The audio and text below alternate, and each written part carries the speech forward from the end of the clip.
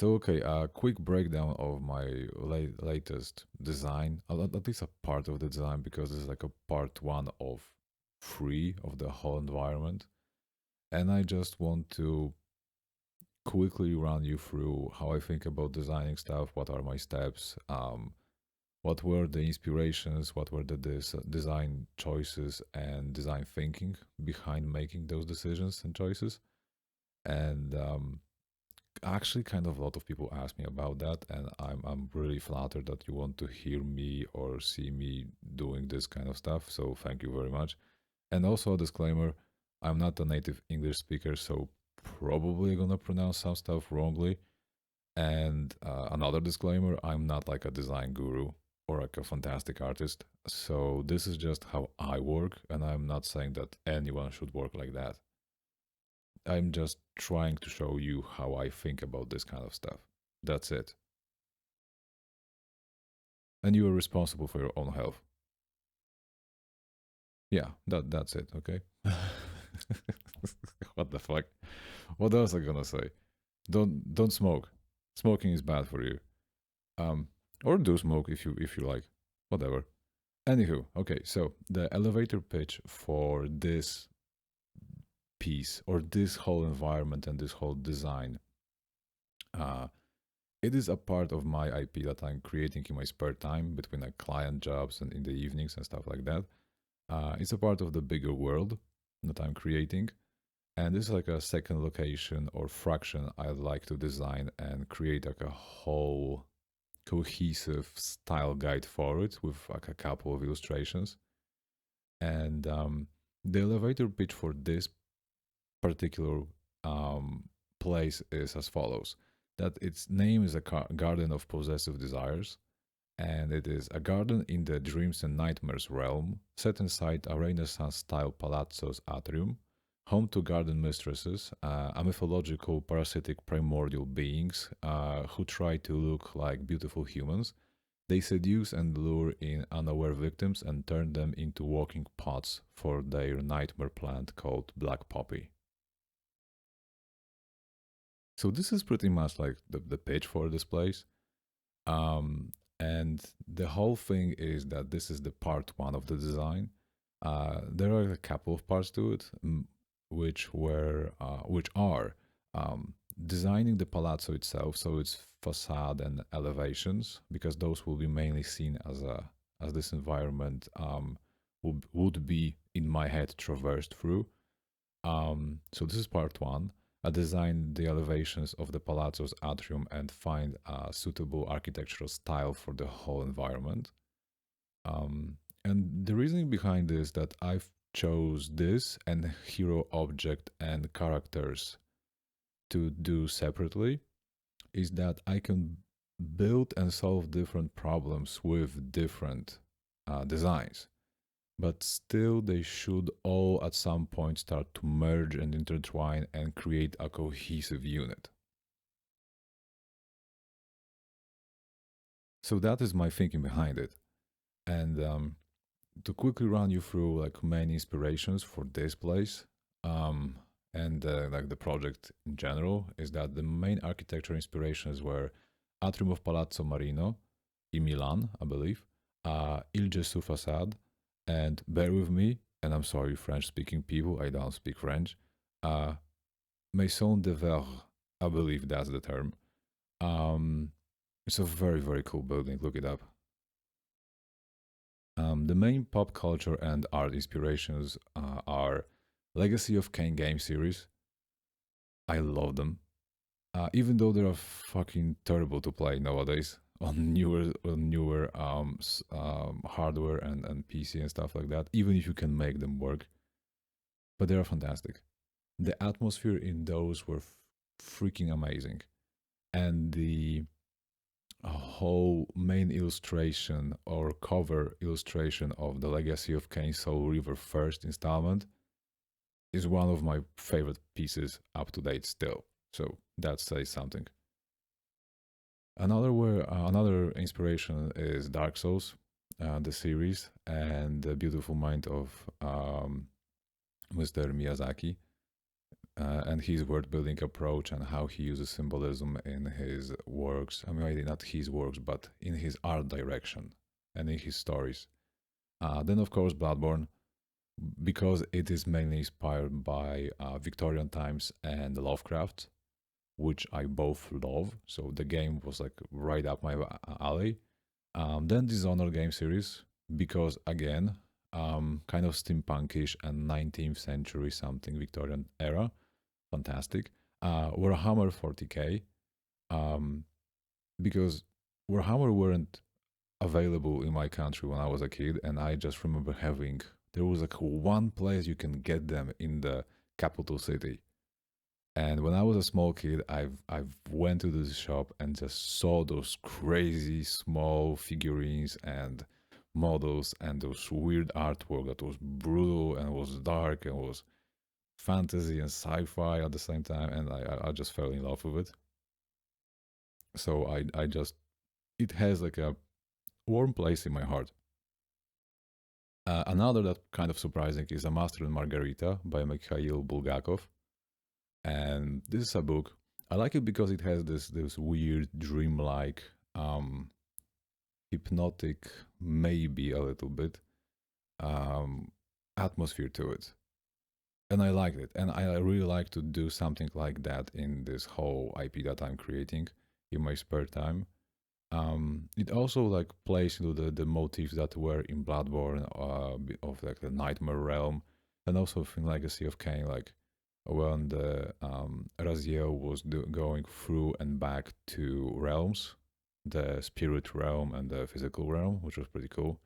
And the last but not least was Zdzisław Beksiński's art, which again I've discovered when I was a small kid, and I was fascinated by his works.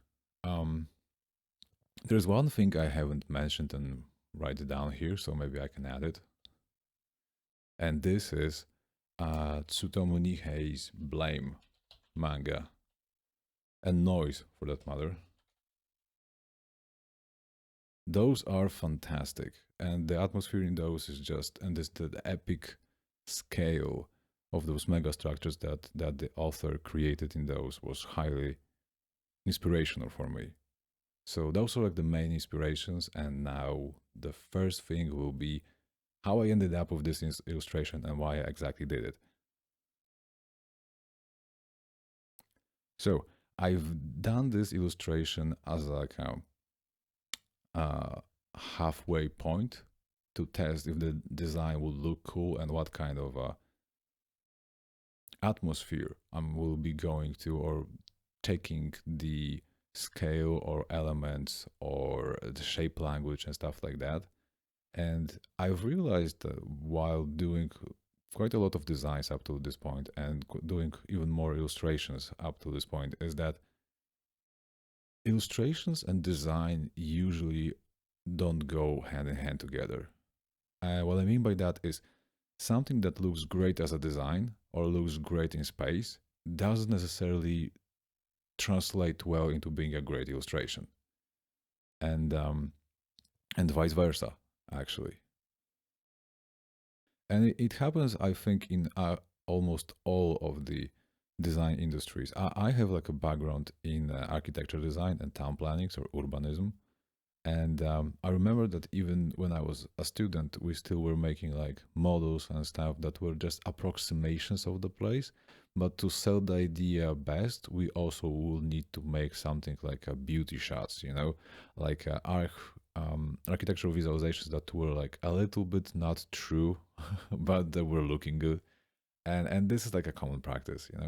So the same thing happened here with this illustration, that I had to fix and tweak something that were good as a blueprint, or would look cool as a traversal space, or would look cool as a game level. At least I hope so. But they wouldn't work that well as an illustration. So through doing the illustration, I could inform the final design of the place and fix or see additional problems that I haven't foreseen before. So the design process was as follows. It was mainly, it starts like almost all of my designs with this. I just have a sketchbook and I do some notes and I explore some things. When I have like an initial idea what I want to do, so like this elevator pitch, I'll try and start thinking about it and thinking about solutions and possibilities.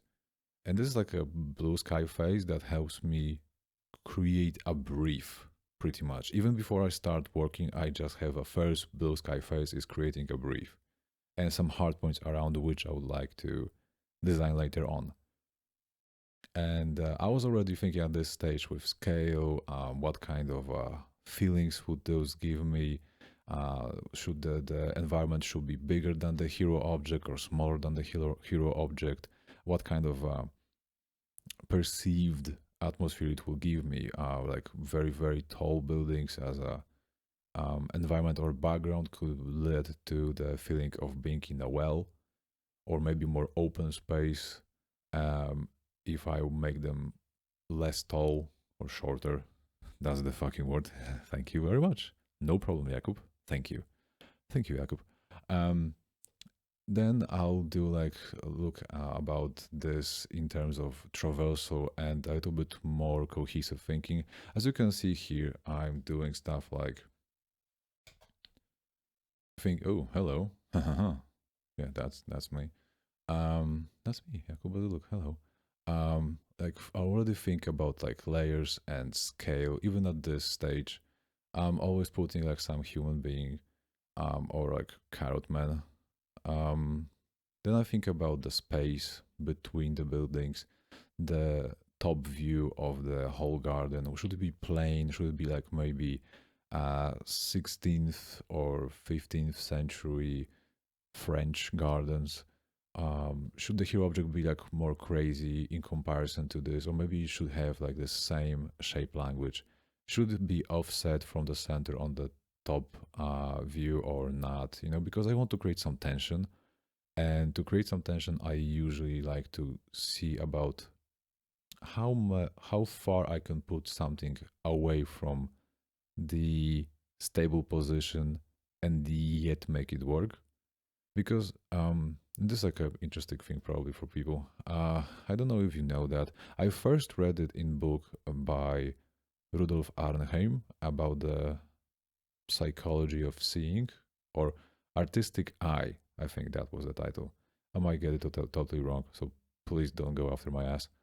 um, is that each and every primitive shape or volumen or volume have their own force fields. What means that certain directions and certain vectors in the um, shape will make placement of additional elements in it feel off center or still balanced or giving tension or diminishing tension. And I was experimenting with this here. Um, and I was also thinking about it in the previous one. So this of the placement of main hero object or the main object in the space in top down view, like floor plan. I even wrote floor plan. That's cool. Then were like some very quick chicken sketches. Here I was experimenting with some like very basic repetition and more classical architecture. But the scale was off for me because like this was, so human being would be like that probably. But this was just to get my mind working and moving and looking for some kind of a style to use as a basis for the whole design, because I think that's a good thing. At least it works for me to find like one thing that's a basis and then iterate from it. Because I have a tendency of taking too many inspirations and too many like main inspiration pictures, and then it's a very hard time for me to mix them well together, make them cohesive and work well together. And I'm trying through those designs that I'm doing in my spare time to actually find a way for myself to make the whole process more smooth and easier, and also make it more, maybe not cohesive, but well thought through, so I can lean onto the process if I have hard time with designing. It's like creating yourself a safety net, basically. I'm thinking about this like that. Um, so another thing would be, yeah, so then some more sketches like this was like the first ideas for hero object, and then some more sketching in my spare time. Actually, this thing, this is the first idea I had for the shot that I during like daydreaming, or I think I went for a walk. I had this in my mind, and I tried to recreate it like basically, and then sketch it in my on my iPad, and like try to explore this in different ways. And pretty much then I blocked it out in 3D. I think it was in Blender, and apart from scale that was off in those three, this is pretty much with what I will be going for, like the main keyframe for this place. Um, so after have like basic idea of the scale of the place and what I want to do, and I have like a basic inspirations, the ones that I've mentioned before. So Palazzo Marino and stuff like that. And I'm okay. Maison de Verre, and Il Gesù Facade. Um, I'll try. I hope I nail this one. I really do hope. Um, After doing those and having those prepared and gathered the proper amount of references and done some reference board, I won't be showing those because licenses I cannot. And sometimes I just even don't even create the reference board. I just have like Pinterest wall, or maybe just open a Google search. And I'm kind of bad with that because I sometimes just search for a thing. I think, oh, this is a cool thing, and it's gonna stay on my second monitor for some time, and I won't even save it. And then I just lose it and just, oh fuck, what was that? Jesus Christ. And I never remember what I've typed in. It's just like a lucky guess for me sometimes that I'm gonna end up at some cool reference, and I can never reverse back search it. I don't know how this happens, but it happens. So as you can see here, I was doing like basic sketching with different variations. I was playing with scale. Better color, please. Oh, there's gonna be, yeah, complementary colors. So I was playing with scale, with levels, so number of floors and height of the floors. I was trying to not go too crazy with creating too many weird variations. And it's like the thing for me that once I have a brief that I can pretty much name a solid brief, or I know that this is the thing that I want to do, I tend to create most of my silhouettes and first explorations that try to nail the brief already. And I know because of my architectural background that I can get too restrictive with the whole process. So then I'll try to add like to the first three that will be on brief.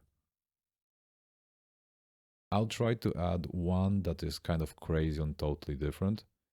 So in this regard, there were like four that were more ornamental and more in scale of like a palazzo elevation or facade, like the atrium facade.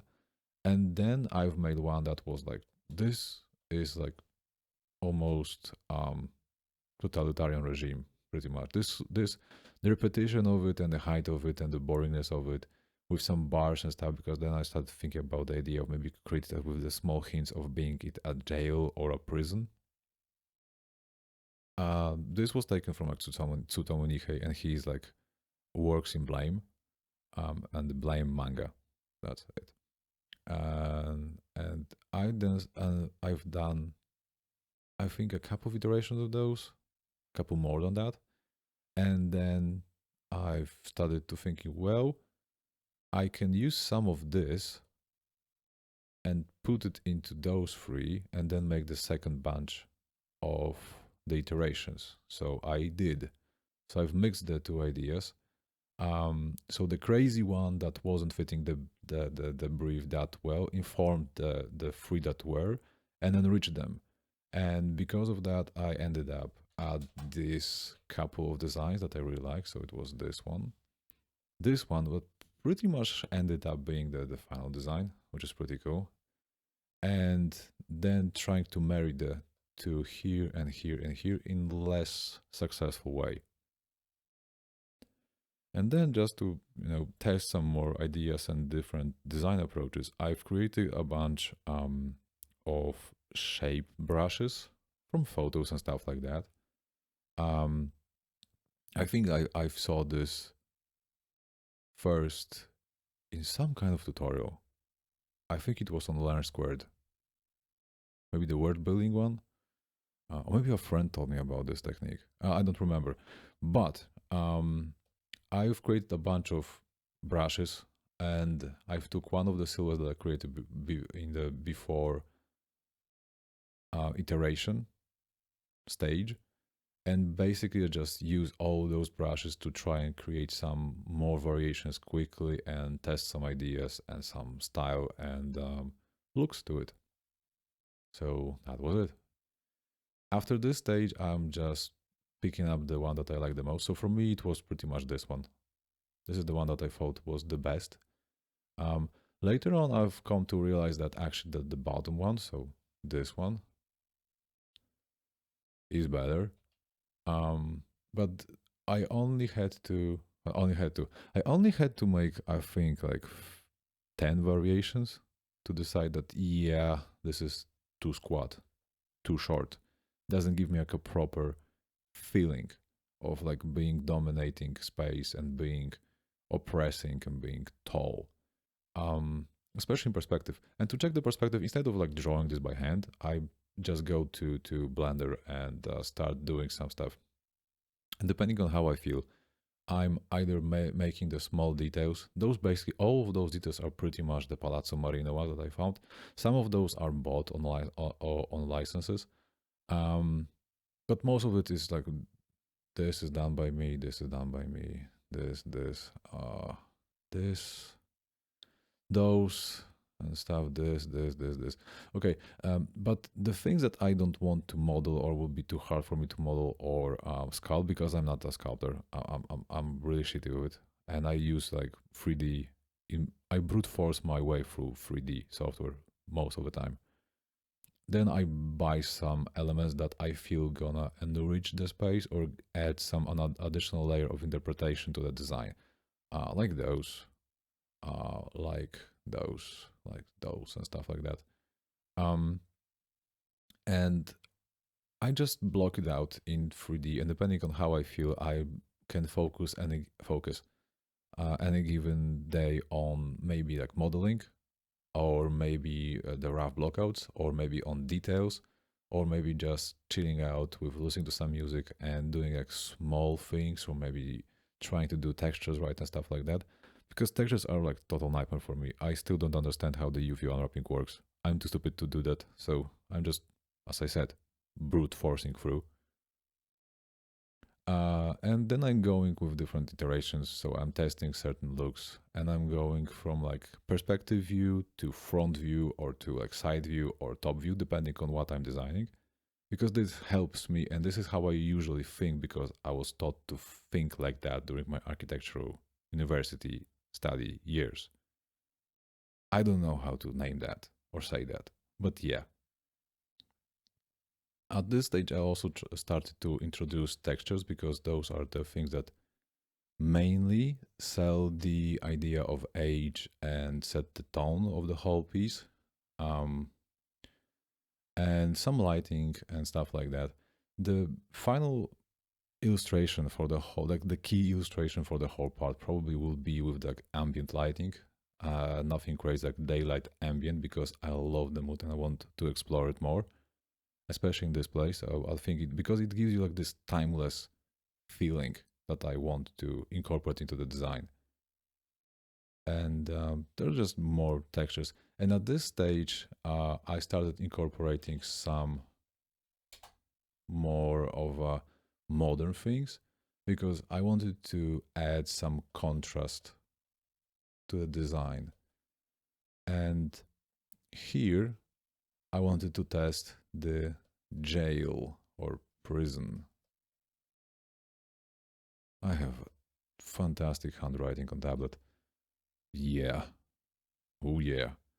Um, and I tried to incorporate those ideas and motives and shape and elements that would hint at those two things, mainly because like this contrast creates interest and also hints a little bit, at least in my mind, that this place is kind of weird and kind of conflicted.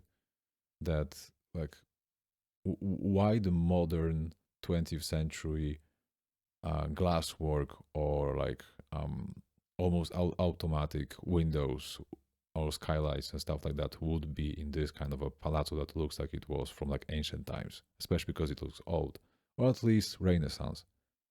And then a lot of bars and things hinting like those chains that this is pretty much like a prison, a beautiful hidden beneath a beautiful facade, but still kind of prison. Same goes with those like grates. And to break here and there the very monotonous, right angle composition, I add this kind of stuff. I mean, this is good because this is like the main inspirations are using that. This is Renaissance, this is ancient classics. They very, very like their own, the rhythms and orders and rectangular compositions of lines and volumes on the facades. But I like to break them with something more organic, like in the reference from Palazzo Marino, or some diagonal elements, or something being misaligned. And later on, I'm gonna make those like kind of broken and misaligned, and some will be missing, and some will be there. And then those small elements, those actually have like a lore to them that I probably gonna design and say something about later on. And those female sculptures, um, hinting about like the sense of beauty and like ancient classical beauty, but kind of twisted. They have like a weird stuff happening on their stomachs. You always can see this. There's something like chaining them here, like weird stuff on their heads, which I really liked, and I saw it for the first time in Palazzo Marino. Then like a more organic motives with something that looks kind of like a poppy head and some weird ornamental stuff. Those are actually a bot. Um, on the license. Then I was starting to experiment with what I had on my like favorite thumbnails, some greenery and additional. Let me get another layer. Some greenery and additional level to the whole facade. But something wasn't quite right for me, and I was starting to further introduce those like jail elements and some screaming faces, because screaming faces, top notch design. This is top notch design. You don't know what to do and make it scary? Scary. Screaming face. That's it. And some like broken human beings in long togas or cloths with hoods under on over their heads. Have I mentioned that I'm not a native English speaker?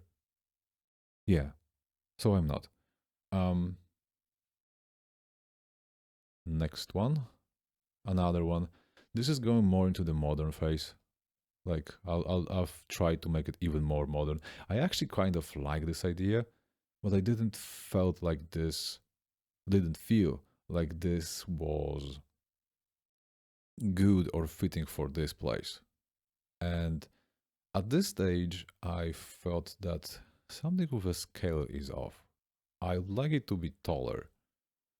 And I started to experiment with this feeling of like more verticality.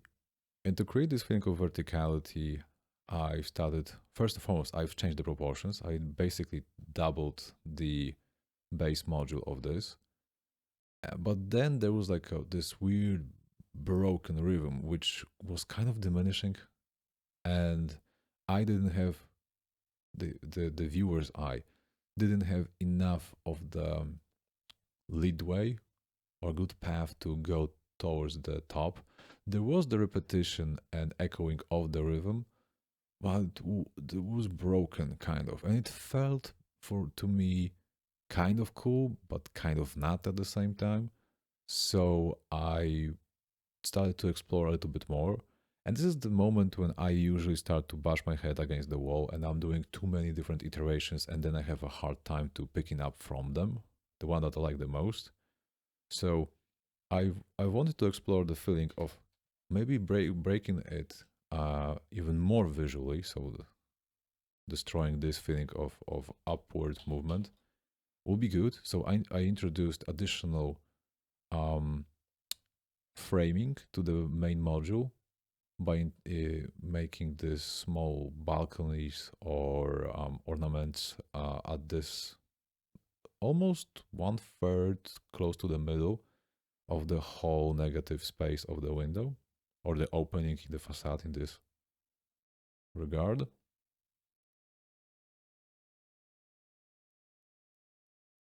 And then I was trying to get rid of this glass top. Let's call it penthouse. Um, because I thought maybe it would be cool if I had like a solid stone element there. So it would read like something like this. Like one module, let's call it A, would read as something like this.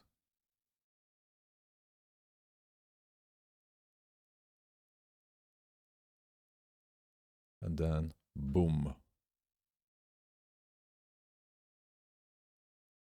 And I felt that the weight of this one here would be like a nice counter action, counter feeling, and counter vector to the upward movement of that. And also it gives you like a lot of resting space for the eye. And at the same time, I was experimenting with adding some more not detailed planes and reinforcing verticality at the same time here, here, and here. Then I've come to realization that maybe that's not the best idea. Maybe I want to make the details flow more naturally, because details, if this is like a high density details, your eye still will perceive it as a one thing and will still travel through it or with it in the direction of the shape that it creates. So like this shape has this dominating direction, this shape has this dominating direction, and this shape is pretty much like that. But it's also not exactly true, because squares have a tendency to be like more dominating towards this plane than the bottom one. If you want to place anything in the square to counteract it, do it a little bit lower. Yeah, that's a weird thing, but sometimes it works. The next one was idea of actually taking those details that I was mentioning before and make them cohesive and make them traveling through 2 stories. Because I was still thinking about this like a 2 stories building, like this, and then there's this third, and then there's like a hidden one or like a weird one on top of that. Along the design process, I actually changed that, and I'm gonna show it later on. But at this stage, when I have a couple of different ideas and a couple of different elevations that with different scale and height, I went back, and this is like a hero object. Notes, where's my notes? Notes. This is like a hero object in the works. And I've put the 2 that I like the most from the previous iterations to see how it will look like in terms of scale with the main building. Will it be making the building diminished? Will it overpower it? Will it be a good backdrop to it? Will it inform the main building? Maybe some designs and details that I found here. And this is what I want to test. And I was going to do so with putting it in environment. And again, as I said before, I like to do this from the front view. This is not exactly like orthographical view. This is like, I think, like 200 millimeters lens or something like that. And then from the perspective. So I can see, again, I'm getting back to the main block that I had in my mind as a main illustration shot or key shot. And I'm just testing different things here. And I'm going through different details, and again, front view, perspective. And here I didn't exactly like this, because it was kind of cool, but it was creating a weird banding contrast. and make this seem like it's floating, which can be interesting, but I haven't. It wasn't appealing enough for me for this place. Maybe I'll use this idea later on in different design from this world, but for this world, for this IP, but maybe not here. Maybe there will be like a stages of development of this place. Maybe it can change into that, you know. If it were ever to become a game, maybe there will be like later on you can revisit the same place and it can have a slightly different feeling to it by adding different stuff or different design solutions that still feel cohesive with the general guide or style guide. So I got rid of it and was experimenting with like a broad, big, um, blank space, pretty much just textured, to check these things. Then again here, but with taller buildings to see how it would look like with this, with the elevations and hero building being the same height. And here a little bit smaller, but without this middle section, but introducing more horizontal elements like architrave and stuff like that.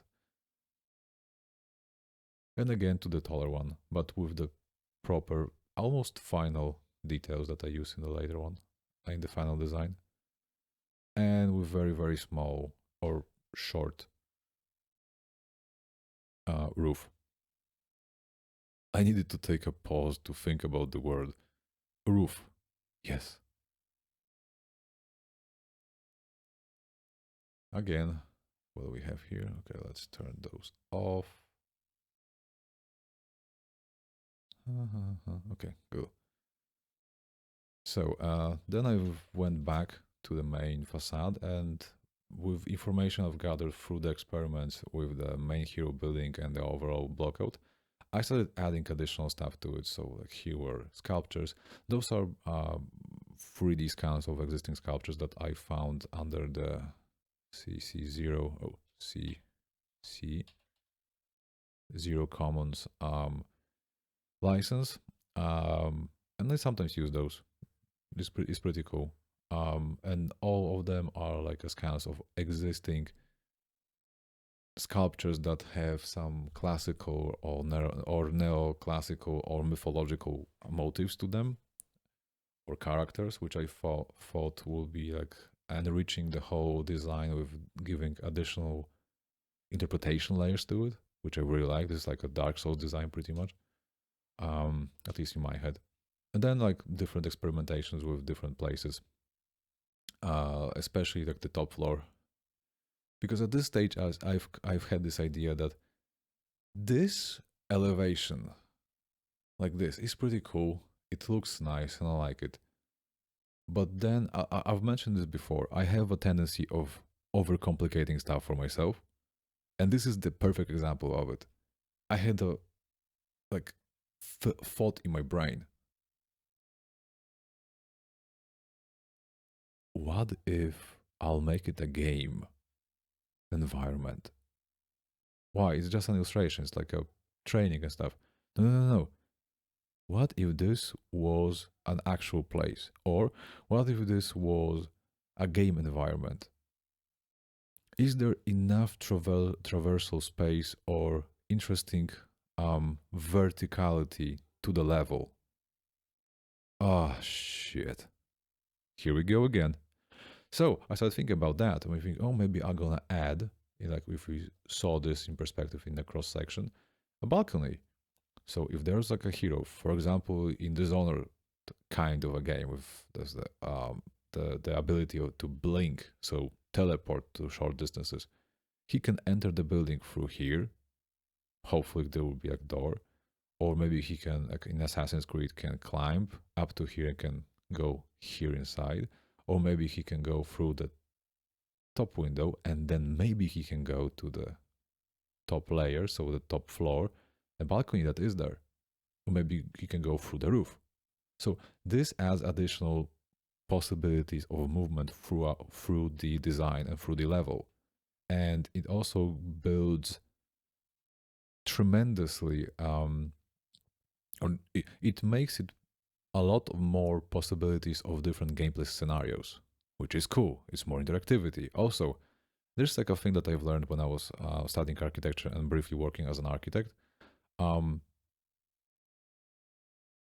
we usually don't perceive the space as we perceive it on the 2D representation of it.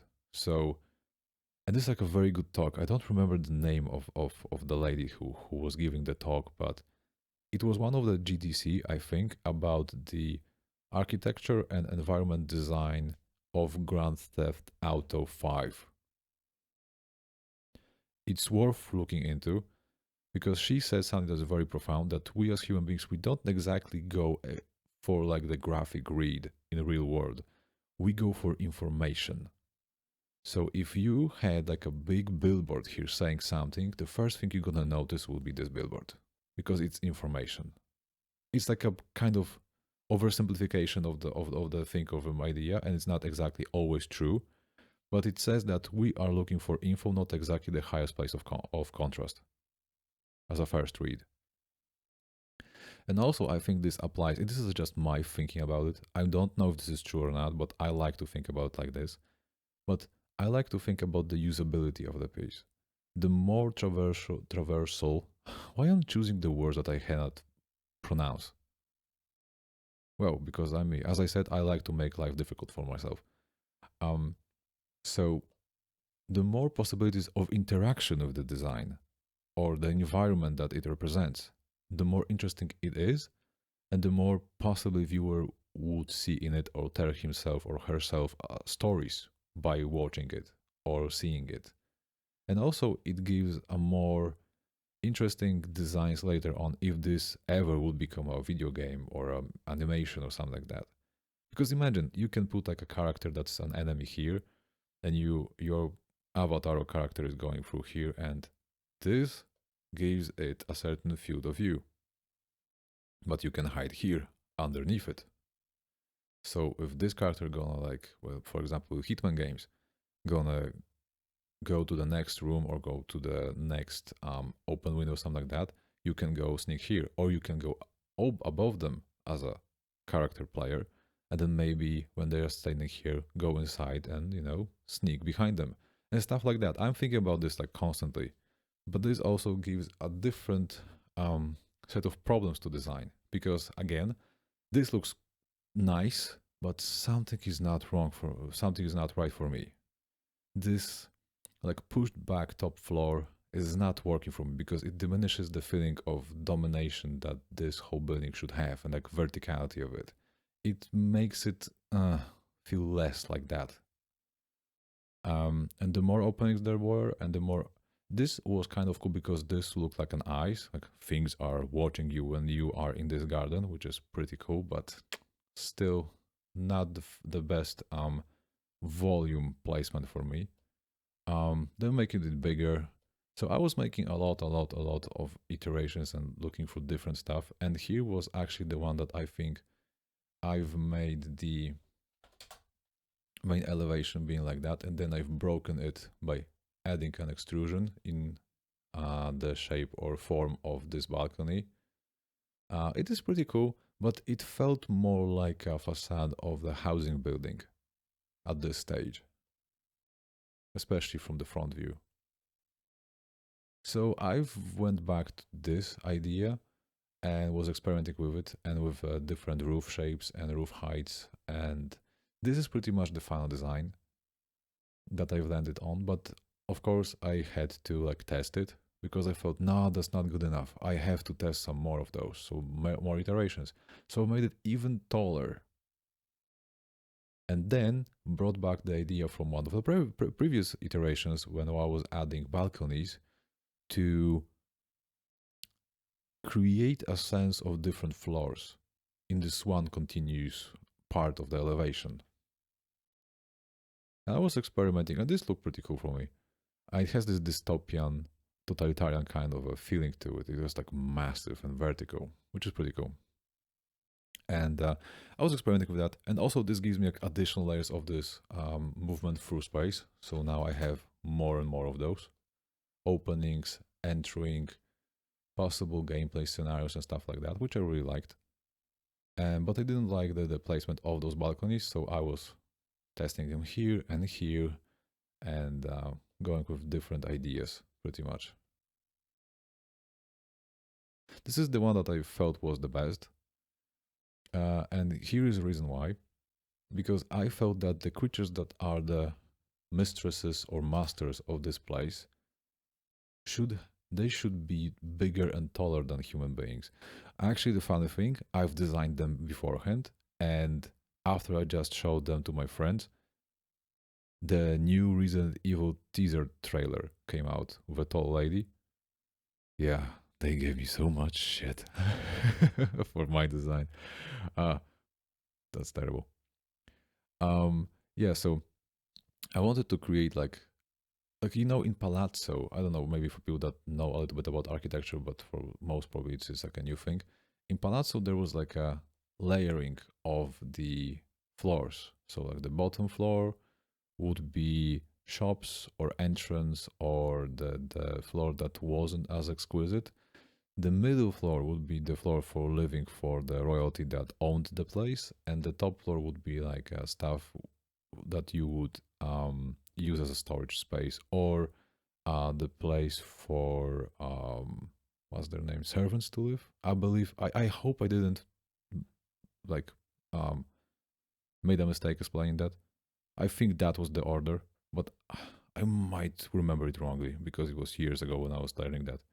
But I just wanted to use this principle of making the space that was used or occupied by the masters of this place most decorative and tallest, and everything that was for people that were enslaved here should be shorter and also like underneath something, so it will be constantly in the shadow, like underneath someone's boot, you know.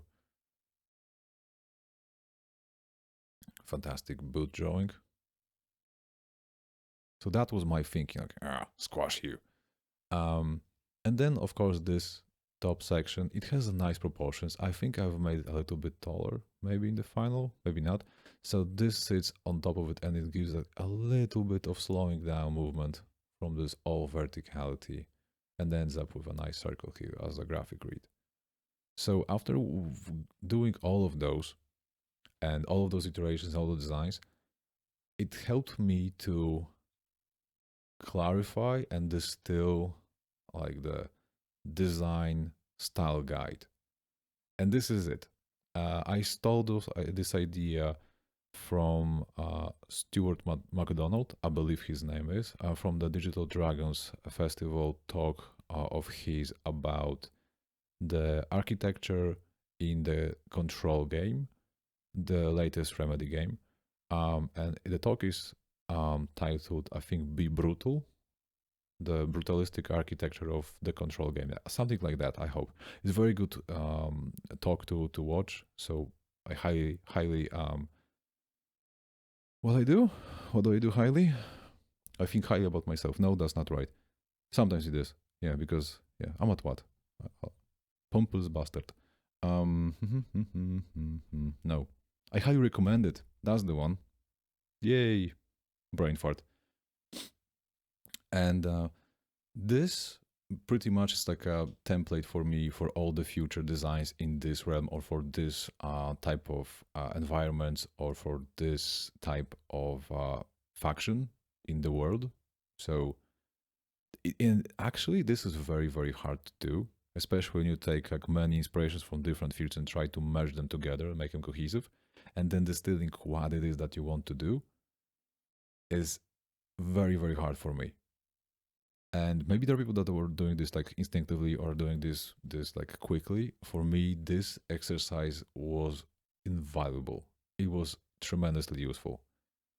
And yeah, that's the first stage of the design. And the next step probably will be illustration.